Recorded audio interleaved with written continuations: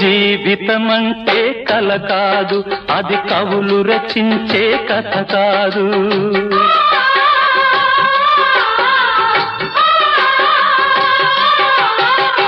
జీవితమంటే కల కాదు, అది కవులు రచించే కథ కాదు.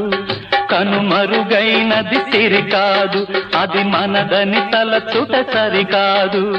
కుడి ఎడమైతే పొరపాటు లేదను నానుడి సత్యం కాదు, ఇది అందరికి అర్థం కాదు. ఓ